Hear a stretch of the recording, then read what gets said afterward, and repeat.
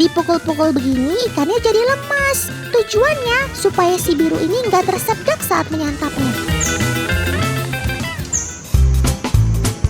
Wih, tadi gerakannya cepat banget ya teman. Apa? Kalian masih belum jelas? Oke deh, kita lihat gerakan lambatnya ya. Nah, seperti inilah caranya teman. Dengan gerakan cepat, ia langsung meluncur ke dalam air dan menyergap ikan dengan paruhnya yang panjang.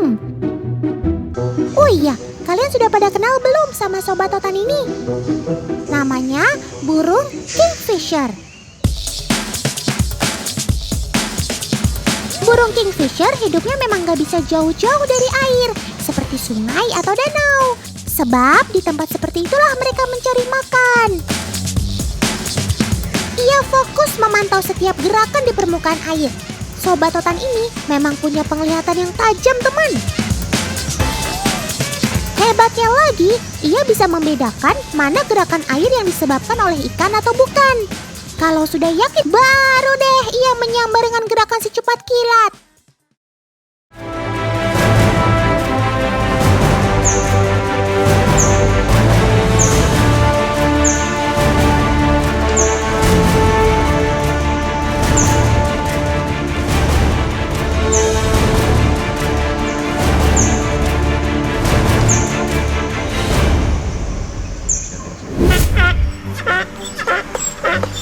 Kenapa kamu curhatnya sampai heboh gitu sih, Sob?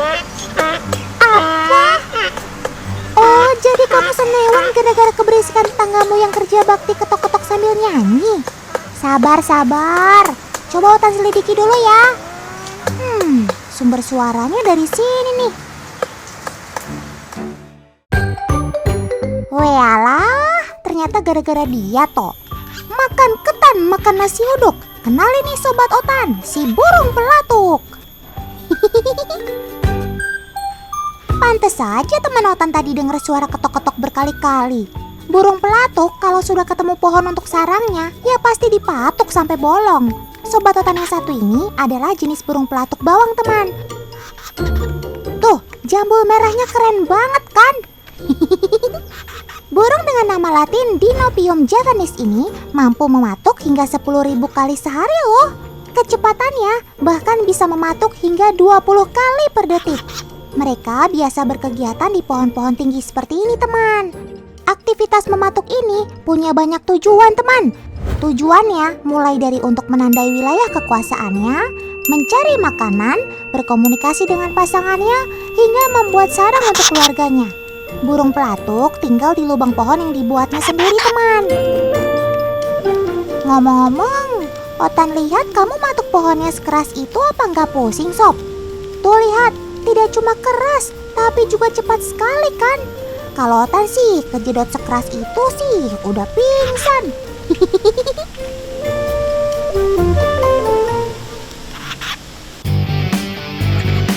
Menurut ensiklopedia yang pernah Otan baca, paruh dan organ mulut satwa kelas burung-burungan dapat dicirikan berdasarkan jenis makanannya, seperti burung pemakan daging, buah-buahan, biji-bijian, dan juga pemakan serangga. Salah satu makanan kesukaan sobat Otan ini adalah serangga teman. Makanya burung pelatuk dibekali dengan paruh kuat dan lidah yang unik. Paruhnya yang tajam dan kuat berfungsi untuk merusak kulit pohon yang potensial terdapat sarang serangganya. Kalau lubang sudah terbuat, barulah lidahnya bekerja menjangkau rongga di dalam pohon untuk mendapatkan makanannya. Cakep! Kamu sepertinya menemukan sarang rayap ya Sob. Semangat banget nyungkilin kayunya.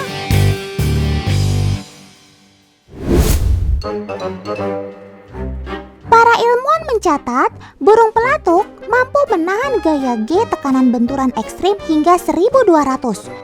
Padahal otak manusia akan mengalami gegar hanya dengan gaya G benturan 60 hingga 100 saja loh. Otan kasih tahu ya, rahasia otaknya dapat terlindung dari tekanan benturan yang luar biasa keras karena seluruh bagian kepalanya berfungsi sebagai peredam tekanan teman. Pertama, burung pelatuk memiliki susunan paruh dan tengkorak mirip spons yang keras sekaligus elastis di lapisan luar dan dalamnya. Kedua, burung pelatuk memiliki otot leher sekuat atlet binaraga yang mampu menyerap efek benturan. Ketiga, posisi dia bertengger saat mematuk ternyata mengalihkan efek benturannya dari paruh, lalu ke leher, kemudian ke bahu, dan ke seluruh tubuhnya hingga kembali lagi ke pohon. Jadi sedikit sekali benturan yang dia serap. Keempat, rahasia utamanya terletak pada bentuk lidahnya. Kalian penasaran pengen lihat seperti apa bentuk lidahnya? For your information, lidah burung pelatuk memiliki panjang 3 kali lipat panjang paruh mereka loh teman. Gak percaya? Nih, sudah ada genotan Karesi untuk membuktikannya. Karesi akan memancing lidahnya keluar dengan kroto makanan kesukaannya yang diletakkan di penggaris ini. Tuh lihat, GPL, gak pakai lama. Si pelatuk langsung menjulurkan lidah sepanjang-panjangnya untuk menjangkau kroto lezat itu. Lidahnya ternyata mirip seperti cambuk ya, panjang dan bisa meliuk-liuk.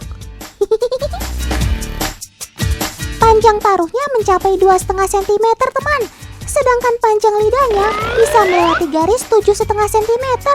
Dengan kata lain, terbuktikan kata Otan kalau panjang lidahnya 3 kali panjang paruhnya. Cakep. Tapi makannya nggak perlu sampai kayak gitu juga kali sob.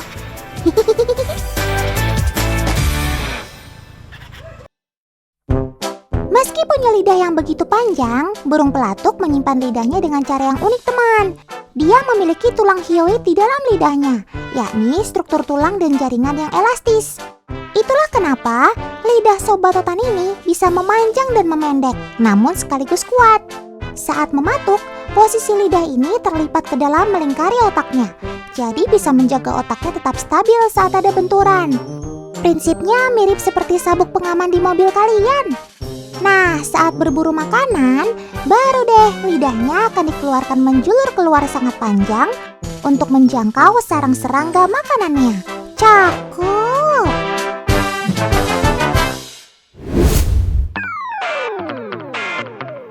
Sekarang Karesi sudah membawa tantangan buat kamu sob.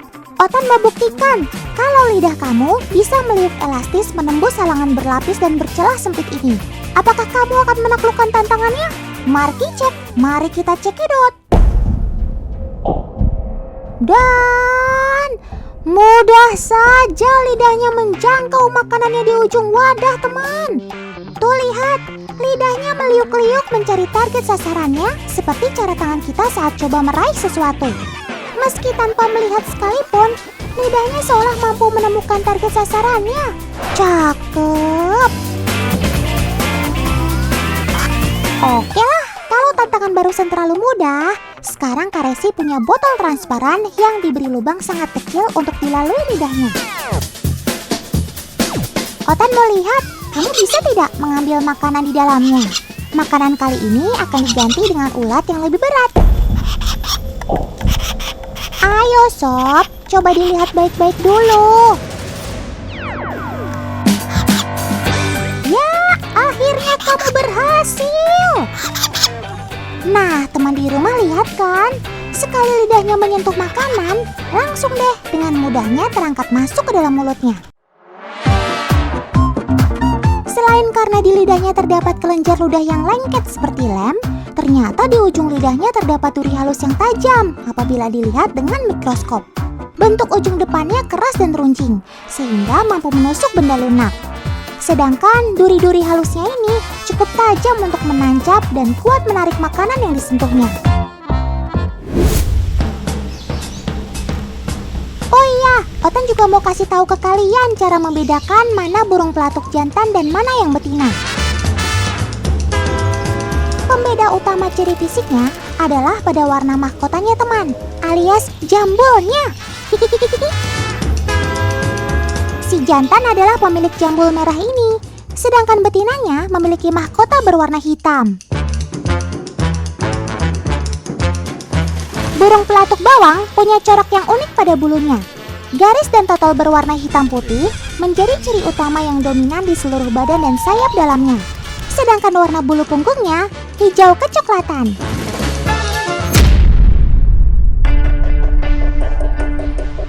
Weh sob, jangan kasihkan matuk.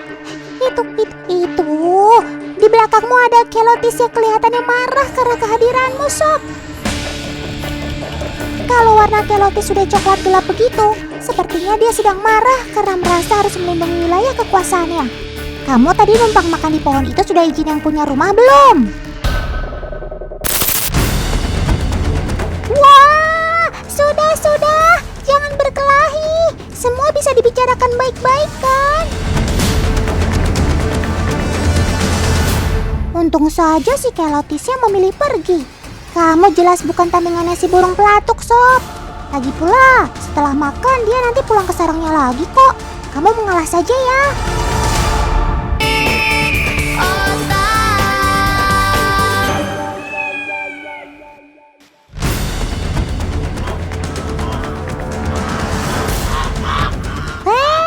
Ada angsa nyosor. Kabur. Kenapa sih, sob? Kamu galak amat. Beda banget deh sama saudara kamu si Bebek. Meski berasal dari famili yang sama, kelihatannya angsa dan bebek punya begitu banyak perbedaan, teman. Padahal, baik angsa ataupun bebek sama-sama termasuk dalam famili Anatidae. Perbedaan pertama adalah cara jalannya. Sudah ada Kak Debbie nih, agen Otan yang bakal bantuin Otan buat ngasih tahu teman-teman di rumah tentang cara jalan si angsa. Angsa jantan yang merupakan pemimpin angsa-angsa ini kita beri pita merah. Sementara kedua angsa betina ini kita beri pita biru. Kita lihat, apakah angsa-angsa ini jalannya seperti bebek, di mana kalau berjalan selalu mengikuti pemimpinnya? Wah, iya teman, mereka ngekor pemimpinnya. Si pita biru ngikutin si pita merah. Cakep. Tunggu dulu, masih ada satu lagi. Kalau si pita merah atau pemimpinnya Kak Debbie bawa pergi, apakah angsa-angsa yang lain bakal tetap ngikutin? Walah, kok malah pergi sih? Coba kita lihat sekali lagi. Pemimpinnya malah ditinggal pergi. Sebagai informasi, angsa-angsa ini adalah satu keluarga, teman. Tapi ternyata itu tidak menjamin kalau anggota keluarga si angsa mengikuti pemimpinnya. Berarti kalau kita flashback ke tes jalan yang pertama tadi, angsa-angsa ini bukan ngikutin pemimpinnya. Melainkan, angsa bakal mengikuti siapapun yang berjalan paling depan. Entah itu yang berjalan paling depan adalah betinanya maupun anakannya. Jadi nggak mesti selalu si jantan, teman. Begitu.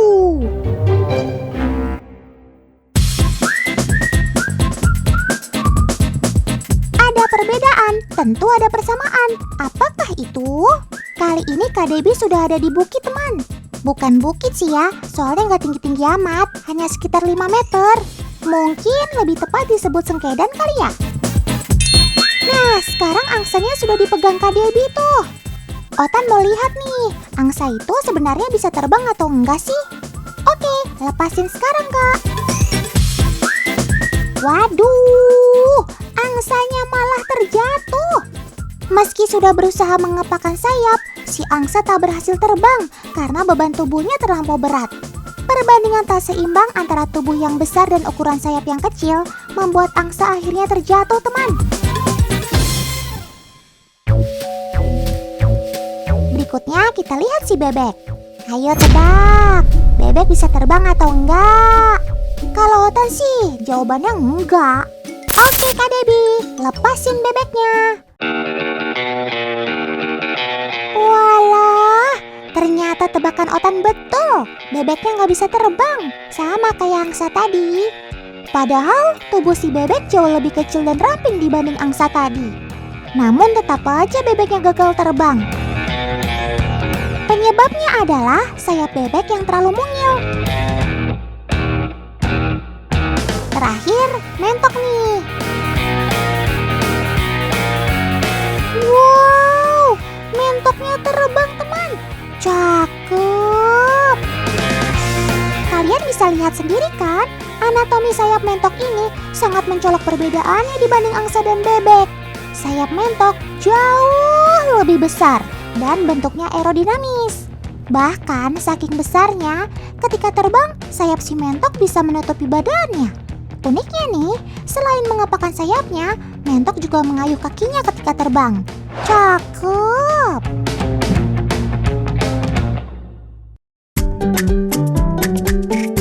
Oh iya, ngomong-ngomong soal kaki, ternyata kaki angsa juga nggak kalah hebat loh. Meski memiliki selaput yang lebar, kaki angsa ternyata bisa juga digunakan untuk naik tangga loh. Rahasianya ada pada tulang kaki si angsa yang bisa ditekuk hingga sangat tinggi. Tuh, lihat kan? Jadi, meskipun harus menaiki tangga yang tinggi seperti ini, ya bukan masalah. Cakep!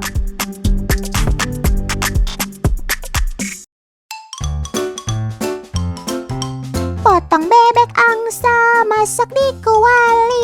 Nona minta dansa 4 kali. Teman di rumah, kali ini Otan mau masak angsa beneran nih. Masaknya bareng Chef Bule. Kenalin teman, ini Chef Sergio asal Spanyol. Chef Sergio mau masak file dada angsa bareng Kak Debbie. Otan jadi penasaran ya, gimana mengolah daging angsa? Setahu Otan, daging bebek kan agak kenyal dan cenderung alot. Nah, kalau daging angsa gimana ya? Dada angsanya digoreng dulu. Gorengnya sebentar aja, cukup 5 menit. Terus kita panggang deh di suhu 55 derajat Celcius. Nah, dagingnya udah kecoklatan tuh.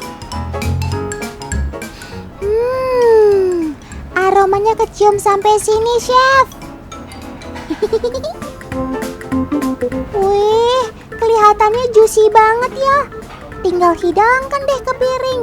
Aduh, Otan jadi ngiler.